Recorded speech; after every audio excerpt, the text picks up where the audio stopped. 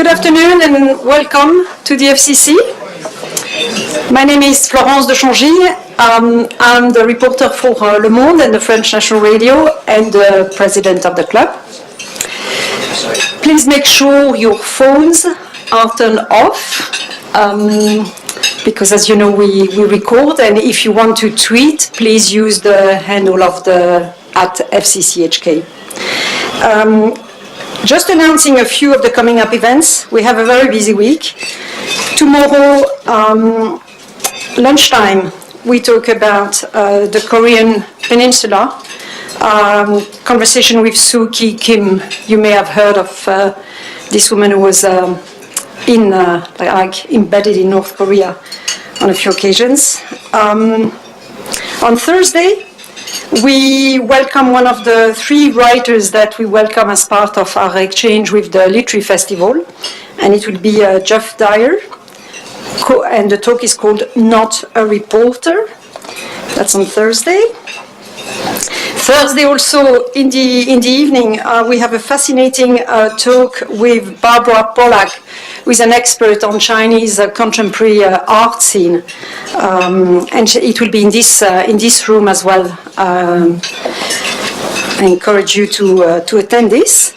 And then next Monday, I'll only say the next two things because otherwise it will go too far.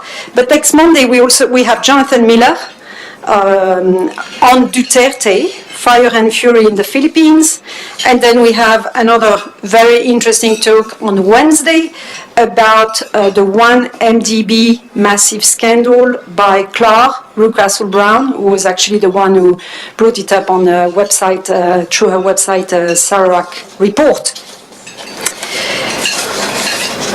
And now, of course, to today's event, I think it's the first time that the FCC has a speaker to discuss a rather interesting European political figure, the young and smart French president, Emmanuel Macron.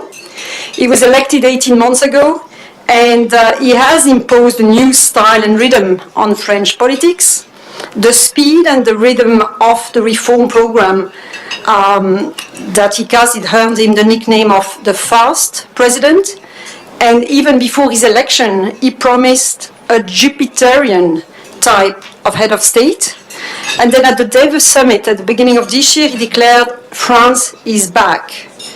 But as you may have noticed in summer, partly due to some crises that we'll probably hear a bit more about, Macron suddenly appears fragile, isolated, disconnected from the French people. I saw actually the front page of Le Monde today how he's going to try and reconnect with the French people. So to share with us his analysis of the French president, I'm delighted to welcome today Professor Alistair Cole, who teaches politics and is the Dean of Internationalization at Sciences Po Lyon. He's a graduate of LSE and Oxford University. Professor Cole has published extensively on French and European politics.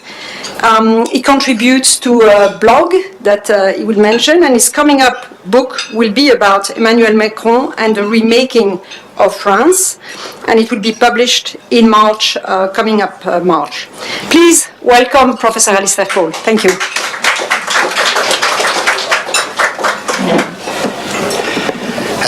Thank you very much, and thank you for inviting me to this wonderful place. We're still slightly jet lagged, so if I go off a little bit, that will be my excuse. Macron's political leadership, thorns in the crown. Let me just say something about this picture. Of course, we see Emmanuel Macron. We see Brigitte Macron, his glamorous wife. We see, of course, the Republican Guard. And to some extent, this is the young, dynamic, successful French president that we all know. The title "Thorns in the Crown," however, suspects, as you were suggesting, that maybe most of the things I'll talk about today relate to the first years of Macron's term in office, because things have slightly started to go wrong, or perhaps it's just the normal rhythm of politics has come back again. So basically, what I'm going to do is I have a very complicated and complex argument that I'm going to abandon, because it's on lots of text on a PowerPoint slide that I'm sure you won't be able to read. So I'm going to speak around, however, my key argument, and I'll focus in occasionally on one of the PowerPoint slides to elucidate what I want to say. I'll try and be brief. And the key to the argument, really, this is an argument that I put forward in my forthcoming book, Emmanuel Macron and the Remaking of France. And the key to the argument, really, is this is a study in political leadership. A long time ago, I wrote a book about François Mitterrand that was called François Mitterrand, A Study in Political Leadership. And I developed then this idea that we need to look at three different ways, really, of understanding leaders. We need to look at their personal attributes, or their personal persona, as we say, their way of operating politically in a social setting. We need to look at the institutions that they function within, in this case the French presidency. And we also need to look more broadly at their role in European and international affairs, and how, to some extent, Emmanuel Macron, to take this example, can use the European and international level to enhance the domestic level. So, to some extent, that's what I say in the paper. The argument, I think, is hopefully it's well put, but that really is the argument. What I argue is that if we compare Emmanuel Macron to the previous two presidents, François Hollande and Nicolas Sarkozy, and if we take our cut-off point as the first year, then I think we see that Macron actually has imposed a rather successful political leadership during the first 12 months. Individually, he seemed to be young, dynamic, energetic, brilliant, ruthless, perhaps a little bit arrogant, that I'll come back to. But nonetheless, these are all qualities that to some extent enhance his leadership, at least in the early phase. He brings them to an institution, the French presidency, that's historically a very powerful institution, framed in a sense still perhaps by General de Gaulle, but that had been losing its way under Jacques Chirac, losing its way under Nicolas Sarkozy, maybe losing its way under François Hollande.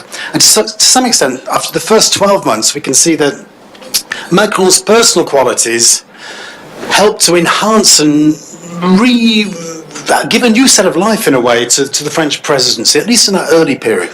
And there we see how, to some extent, the individual has invested the presidency, and we see how Macron operates at the European and global level.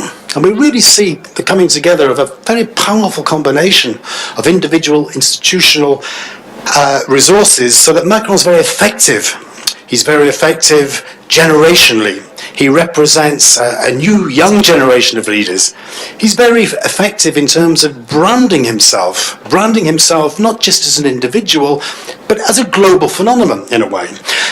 It's very clear that Macron, at the European and international level, has made perhaps a difference. That certainly, in communication terms, has clearly been seen to make a difference and raise France's standing in the world. Hence the quote from the Davos summit, "France is back."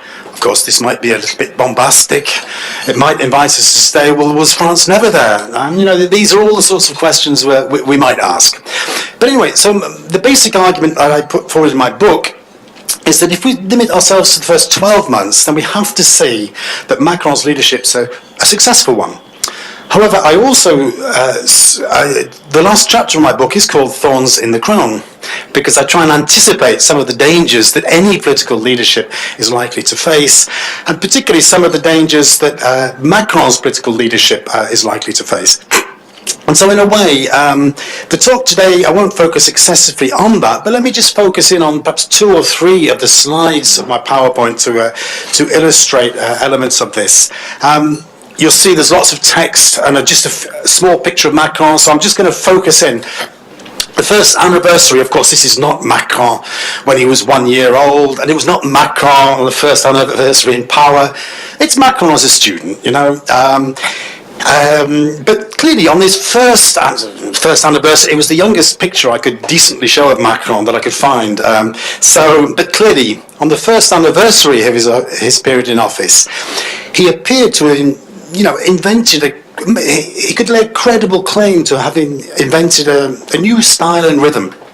A fairly vertical chain of command, the image of the Jupiterian president, the god of gods, giving direction to the lesser gods, perhaps slightly pretentious, but nonetheless, this is an image that was much portrayed during the first year in power. A clear distrust of intermediaries. Let's not forget Macron's elected in a way against party. He's elected on the basis of what he would consider to be the crisis of the party system.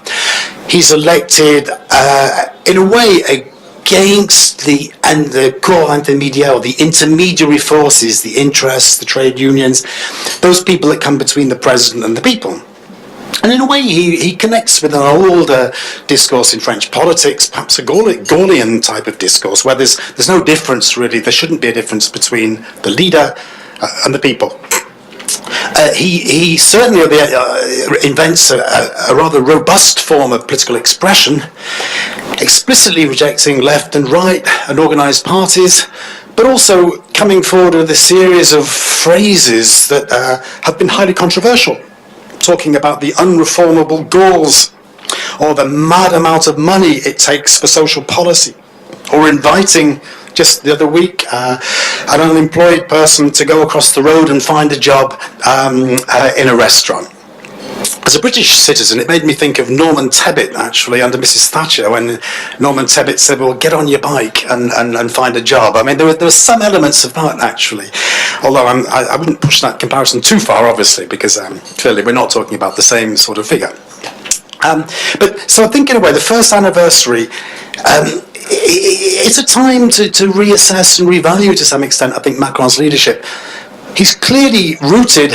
Macron's elected, clearly rooted on a rejection of parties, a rejection of the old world, and the belief that henceforth French politics will be substantially reformed, if not transformed, because I think he prefers the word transformation to the word revolution or reform, although he wrote a book called Revolution.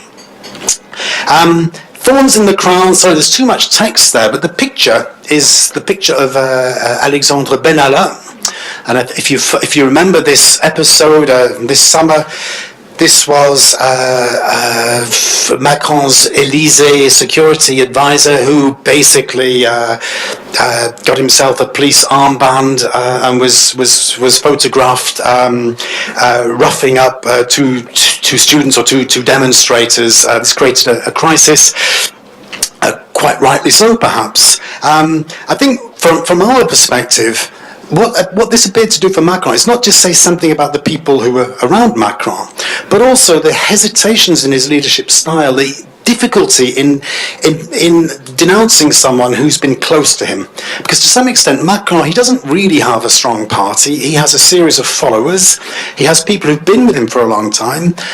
And those people who've been with him from the beginning are given special treatment in a way. And I think this is the key point with the Benalla affair. It's that Macron finds it very difficult to separate himself from those who proved to be loyal to him.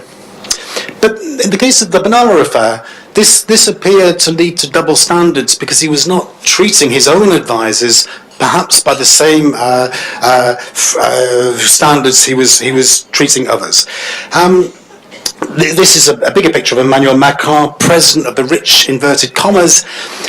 And I'm only focusing on this because this is the one thing that the opinion surveys appear to consistently suggest has actually damaged Macron to some extent. Of course, Macron came in, he abolished the wealth tax, or transformed it into a property tax, he introduced a flat tax on capital gains. These are all measures to say, well, France is back for business, France is open. France is not the old unreformed France, this is a new France that's open for international business. And internationally that played out well, but the surveys show that domestically it allowed his opponents to focus in on this idea that Macron is a president of the rich. Symbolically in French politics, the wealth tax introduced by Mitterrand in 1981 then abolished by Chirac but reintroduced, is extremely important symbolically, I think, at least for a large proportion of the French population. Of course, former President Hollande, and we can see him here, amused himself with the idea that, no, Emmanuel Macron was not the president of the rich, he was the president of the very rich. And of course, this was clearly a dig at his successor. There have been many of them. And these two, although they were very close, historically speaking, clearly Macron's positioned his own leadership as being that of the anti-Hollande in a way, rejecting the legacy of François Hollande, but also to some extent rejecting his personality. So whereas Hollande was notably very open towards journalists, Macron is notably much less open towards journalists, or hostile in a way, and trying to some extent to exclude journalists from the Élysée, and certainly from the daily commentary of life. I think Macron also is more profoundly distrustful of the social democratic legacy of the centre-left that's associated with President Hollande, and suspicious of negotiation, suspicious of trade unions, wanting to reform without too many obstacles domestically. And these are all things he associated with François Hollande. And just to come on to say something about in a way, that's all the first level, really, talking about Macron individually. I just want to briefly say something about my two other levels. The second is, how does Macron operate institutionally within the context of the Fifth Republic? And clearly, let's not forget that, I mean, the election of Macron introduced a stream of books, articles, newspaper commentaries, et j'en passe. But we can say that there are three key ideas, really. Macron as being the symbol of the decomposition and recomposition of the French political system. Macron riding on the rejection of party and the left-right cleavage. And Macron being a symbolic rejuvenation and change of political personnel. And in a way, and those are some pretty powerful messages in a way. And they help to shape the way that Macron sees his own leadership in that institutional context of the Fifth Republic. His style. This is Macron having a delicate balancing act, because to some extent, I think Macron is trying to do a few things at the same time.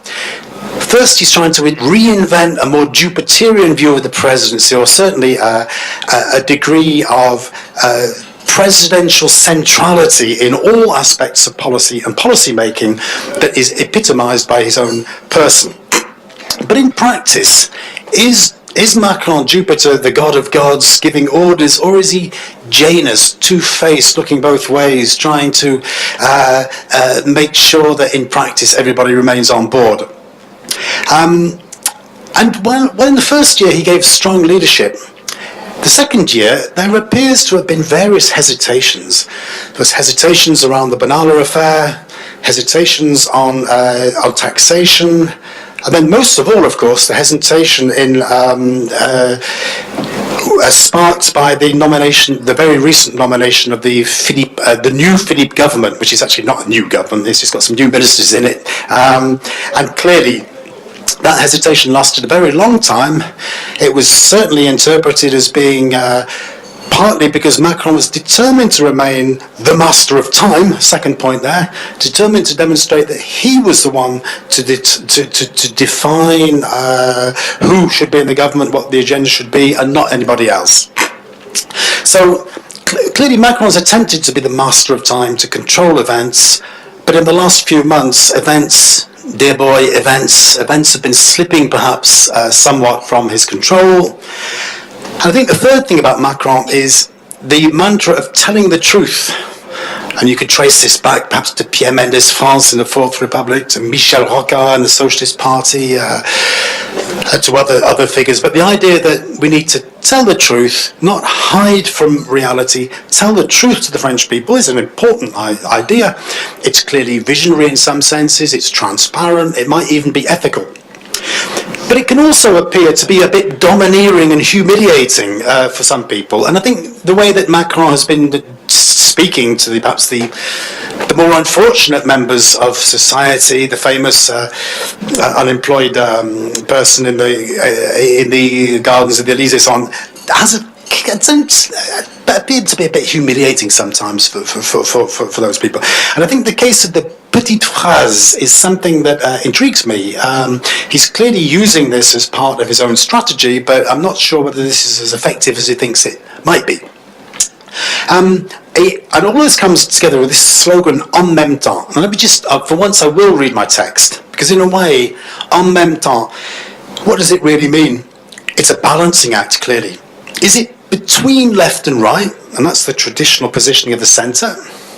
Is it beyond left and right, which consigns the key ideological cleavage from the French Revolution to history? Or is it left and right, which in a way is what he's trying to do with the recomposition of his government? He's bringing in a socialist, bringing in a républicain, trying to keep some sort of balance. And I think in a way, I'm not so sure that there's been a consistency between those three positions. They tend to get a bit blurred. And there's too much text there, so I won't read it. But the basic idea is there. Macron's style is a bit unfair. This, of course, is, I think it's Frederick I. I don't think it's even a French monarch. But the idea clearly is just to refer to the fact that, to some extent, a fifth Republican French president does have elements of an elected Republican monarch. It's clear, and I think Macron's played very much with these symbols from the day of his investiture onwards, as to some extent representing a form of a Republican monarchy. But clearly, his policy style has been a fast style. The first 12 months of politics reminded me, in some senses, of the early Sarkozy period, in the sense that there was a permanent stream of reforms, destabilising opponents, a form not allowing the agenda to settle, building on divisions between the other parties. And there's just a list of those there. I won't read them out. But in a way, there's a very, very ambitious reform programme. One might question the depth of these reforms, but one cannot question, in a way, their rapidity and the determination to demonstrate that this is a government that would reform France. Now, of course, just in the final part of my talk, I'll just very briefly say something about Europe and international policy, but only very briefly. Maybe this might come out in questions. But let's not forget that Macron was elected in 2017 as the only candidate on an explicitly European platform. The only one, really, if we look at it closely. And to some extent, there's one thing that unites les marcheurs, the people supporting Macron. It is this belief in that France has an important role to play in Europe and that Europe needs to be more fully integrated. And Macron's famous speech to the Sorbonne in September 2017, where he laid out his roadmap, was well received, but if one looks at it in detail, then it's clear that large elements of that speech are either not materialised or they're in the process of being negotiated at the moment. But it's clear that a French president giving a non-negotiated, maybe quite top-down vision of a European speech arguably might go against the sort of style that is required to succeed at the European level. To discuss, because in a way you might argue that also there's a division of roles and French presidents are there to give this sort of visionary type of speech.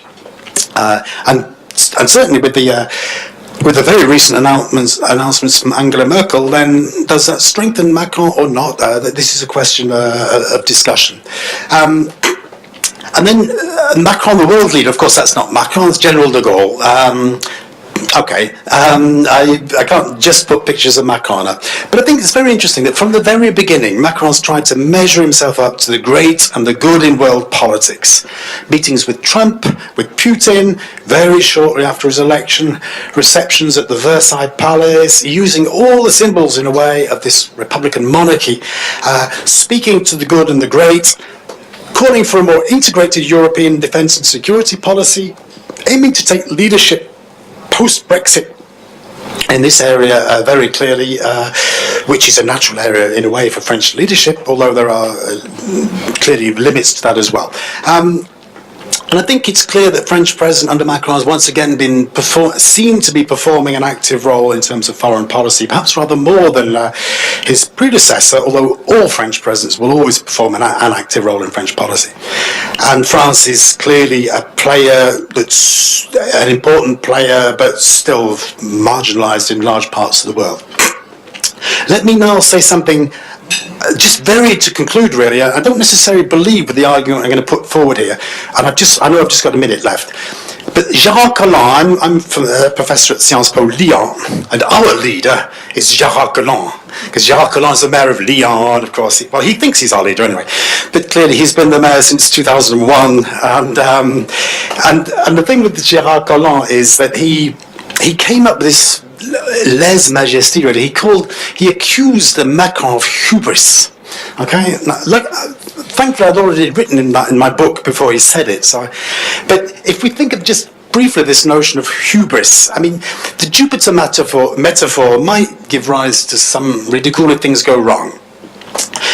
Hubris, it's defined in one of the texts, Owen and Davidson, as a sense of exaggerated pride, overwhelming self-confidence, and a contempt for others. Now, the point is, there are positive qualities of leadership that I hope I've emphasised in this talk. Charisma, charm, persuasiveness, decisiveness, self-confidence. But these positive qualities, they can also give rise to a more negative reading: impetuosity, refusal to listen or to take advice, inattention to detail, sort of recklessness. And maybe, without saying that this necessarily applies to Macron, this is clearly a danger with more isolated, perhaps, forms of leadership. And I suppose there is a Bonapartist element, perhaps, to Macron's leadership, or at least an attempt to speak directly to the people. And perhaps this particular style of leadership might be more likely to fall into that danger. Let me just finish. Sorry, that's shameless self-publication. That was on the book that I wrote 10 years ago, and I just try and justify my argument in relation to the book, the arguments I put 10 years ago. But that's my own form of hubris, so I'll leave that aside. And then I'd finish up with just maybe a picture of, this is James McGregor Burns, who wrote a famous book about leadership. And he talked about transformational and transactional leaders in particular. Well, clearly Macron's not so much a transactional leader. He doesn't do transaction. It's not what he does. He certainly would like to think he's a transformational leader. And there's some elements of this that appear quite convincing. Goal-driven, a certain consistency between discourse and practice, a strategic astuteness in weakening his political rivals. And his political rivals, you'll notice I haven't talked about them because there's not much to say about them, frankly, although we might come back to that in questions. Clearly there's a sort of weak culture of negotiation in Macron, but nonetheless all parties have been involved in roundtable talks on various reforms. I think, just to finish up with, the main problem perhaps with Macron, this is to discuss, Marc Lazare, the fine political scientist from Sciences Po Paris, has accused Macron in a way of lacking the vision thing, in the sense that if it's neither left nor right, then you need to define perhaps more robustly a core political project. And a certain number of observers of Macron are still waiting really to see that core project apart from European integration. And my final point, will French political culture get its revenge? In a way, this relates to the tendency of the street to take control on particular reforms. But thus far, it must be said that Macron's played very carefully and very well, I think, the attempt to push through and impose his reforms. There's much more I could say, but I'll leave it there. Wonderful. Thank you very much. You can stay there to take the question. Maybe just in case not everyone is fluent in French, en même temps, right, means at the same time. And Macron has been almost nicknamed en même temps because he always wants to do the two things at the same time. Thank you very much. It was fascinating. You covered a lot of ground indeed in 20 minutes. If I may start by asking the first two questions. Number one, what do you think his strategy is now that he is in this kind of law, and how can he adjust to reconnect with the French people? Will he expect the people to take him as he is, or is he able to understand and adjust and fine-tune his attitude? And the other question relevant to us here in Hong Kong is, what is his understanding and his relationship to China? If it's something you can touch on as well. Thank you. And then please, in the meantime, those of you who want to ask a question, raise your arm, your hand, so you already have the mic. Thank you. Okay, thanks for those two questions. I would say that with the first one, that I think Macron is acutely aware of the downside, if you like, of his strategy. I think he's fully aware of this, and I think he's been trying very much to address this problem. If one thinks about the recent visit to the Antilles, to the how do you say that in English? I can't remember now. To the Caribbean. That's right. I mean, basically, there we saw. Almost an apologetic Macron saying that he needed to be helped by the people, saying that in fact he wasn't arrogant, that in actual fact he needed the people to help him, and he was trying to invest, trying to maintain a dialogue with the people. However, immediately afterwards, there were a series of events that appeared to contradict this somewhat. And I think, in a way, what do we do when we look at a leader like Macron? We sort of weigh up to some extent their individual qualities, their persona. But I think in practice, Macron has a particular style of operating, and it's not a particularly connected style. It has other qualities. It's a transformational style. But I don't think his style can be to reconnect too much. However, he can rely on the state of his political opponents, which does him a great favour. To be frank, there's been no real organised opposition to Macron. The socialists are withering away. La France Insoumise of Jean-Luc Mélenchon is deeply, deeply contested and contestable. The Front National, which is now the national rally of Marine Le Pen, will certainly do very well in the European elections, but that's about it, probably, hopefully. Sorry, I didn't say that. And the Républicains, the main centre-right party, really clearly have a long way to go. So I think Macron, for the moment, although he's over-investing the European election, is in a good position. On China, I think it's interesting, Macron's been making... One might say my answer to you might be en même temps, actually, because I think with China, clearly, there have been two fundamental stories coming out. One has been very much we need to be sure that France has a role to play in countering, actually, Chinese influence, hence the considerable attention paid to India by Macron, formal visits, the attempt to some extent to build up France's presence in the region by a strategic alliance, perhaps with India. And there's also been an attempt at the European level to get the European Union to take more seriously commercial dealings with China, to be tougher, to put a point on it. But then, of course, as in any international politics, there are objective alliances that clearly on some issues, Macron is closer to China, and clearly in terms of formal diplomacy and formal, I speak with everybody, then there's a sense that France and the European Union has a strong role to play with China. I mean, it's a bit difficult to be a bit more precise, because I think that if we look at Macron's real preferences, I think it's to build up the European Union as a more robust competitor industrially and economically to China, and to not be, as he would say, as naive as some of the other countries in relation to China. And particularly because the countries that China is courting how do you say that? It's courting a lot, are often those that are internally rather opponents, actually, to Macron within Europe. So. Thank you. Question? Yes, Mike here. Please introduce yourself. A quick one about adjectives, if I may. You referred to him as arrogant, ruthless, ignoring advice, reckless. Sounds like you're describing Donald Trump. Let's talk about Macron's positive aspects. Do you have any adjectives that would describe him other than being loyal to long-serving staff, out of curiosity? Sure. I mean, in a way, that's a very good point, and I was sort of playing the emphasis here on the rather on the downside, because I was taking the positive side almost as read, which I guess I probably wouldn't do maybe with Trump. But then I'm not American, so I'll be careful what I say there. But I think in a way, yes, of course, Macron has many positive qualities. He has he's tough, he's loyal, he has a vision, he has an agenda. He sees where he wants France to be.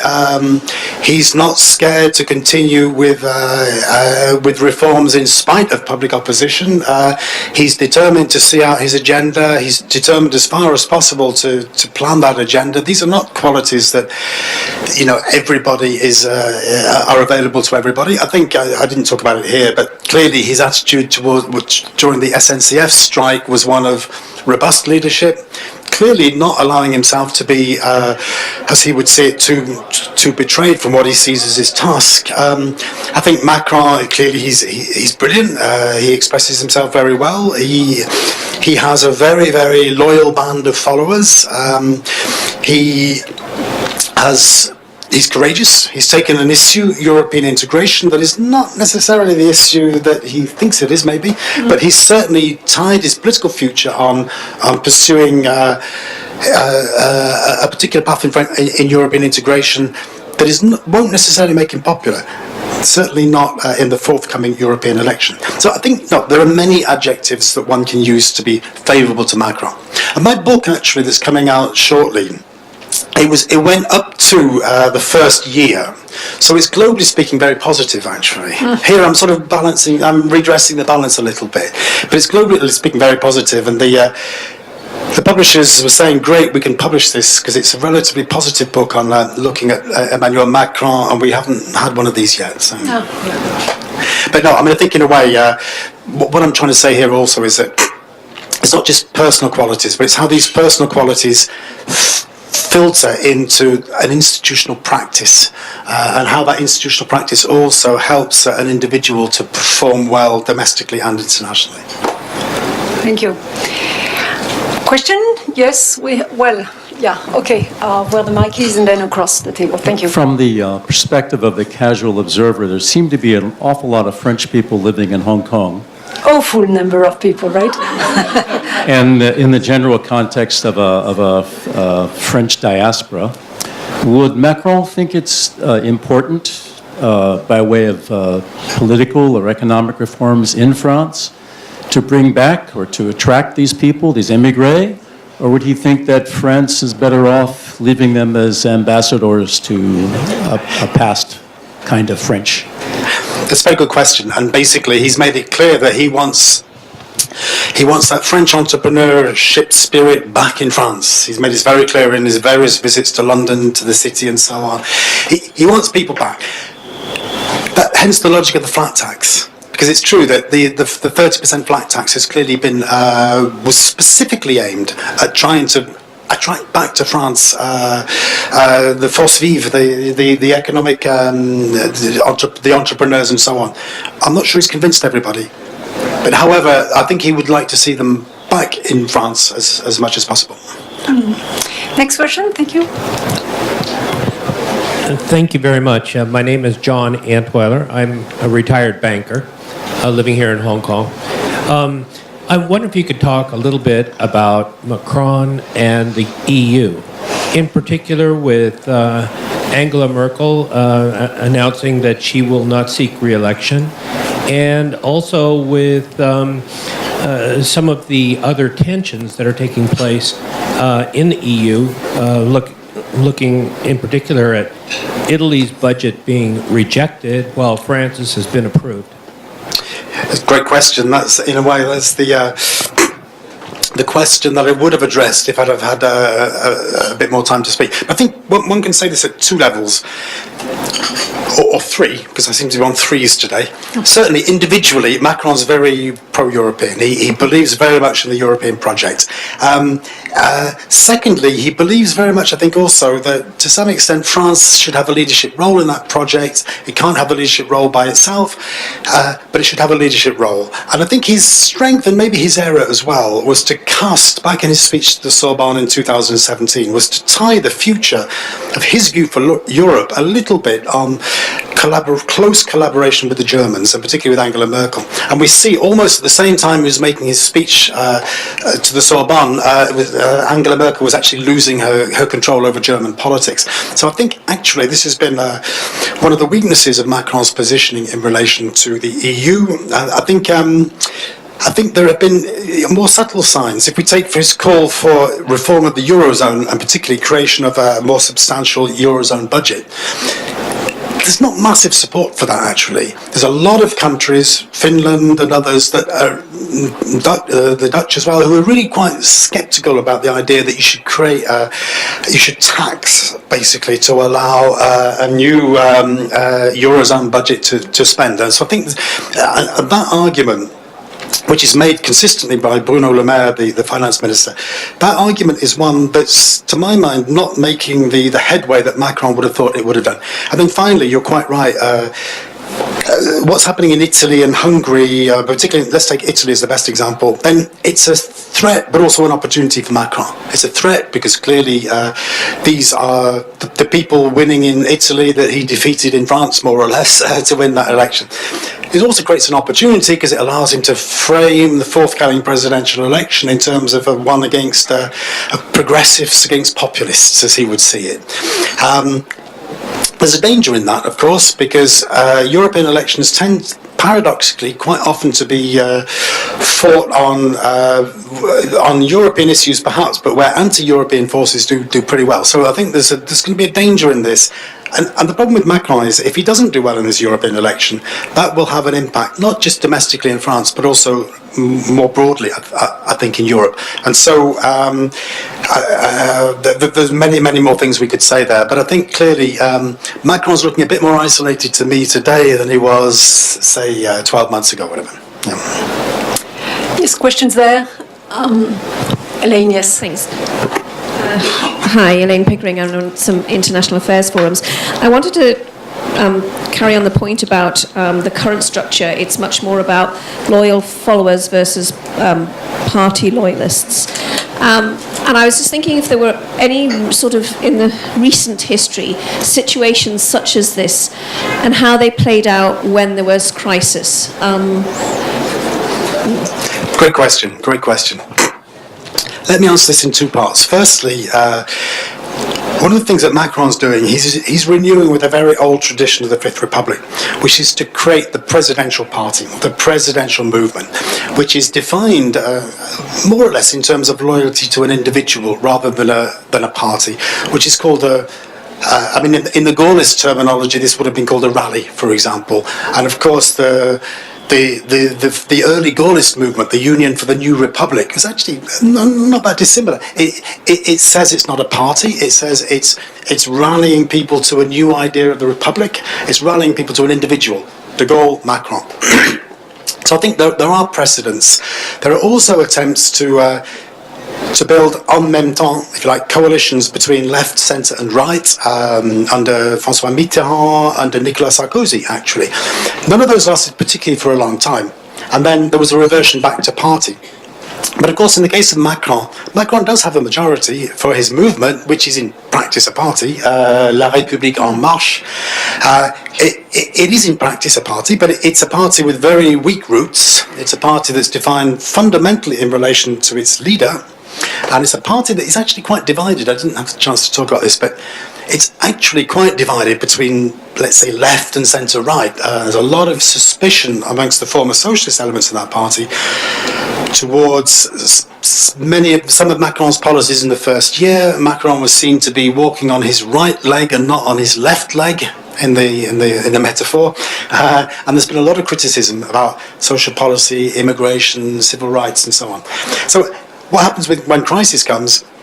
Well, and this is the final point perhaps on this, but the Fifth Republic, for all of its weaknesses, provides Macron with a very, very solid set of institutions and a loyal band of followers that will support him whatever happens up until the next elections.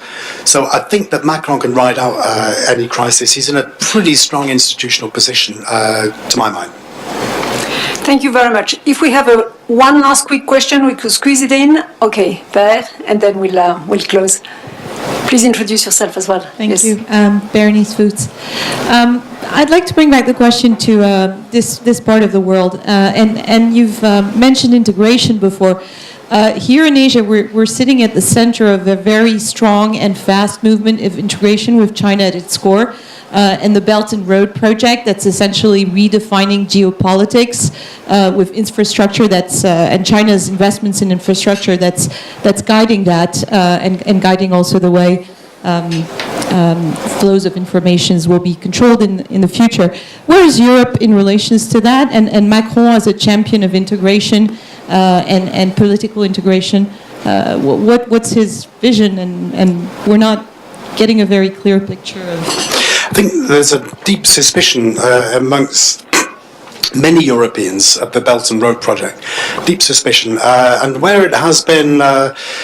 where there have been inroads to some extent amongst European countries, there's been, Macron has voiced a degree really of some worry and opposition about this. And that's the general view coming from Europe and the European Commission, that to some extent the Belt and Road initiative, which is clearly restructuring vast parts of the world, is something that Europe needs to be on its guard against and needs to not be naive about. And hence there is underlying this, my view on Macron is actually that he's pushing for a tighter European integration, not just for political or ideological reasons, but also in terms of defending Europeans' economic sovereignty, that he sees under threat from a resurgent Trump, but also from China. And so I think in a way there's the overall view in Europe is rather suspicious of the Belt and Road.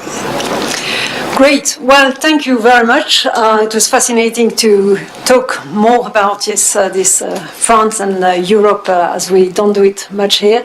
Please join me in thanking Professor Cole, and we hope to see you again soon. Thank you.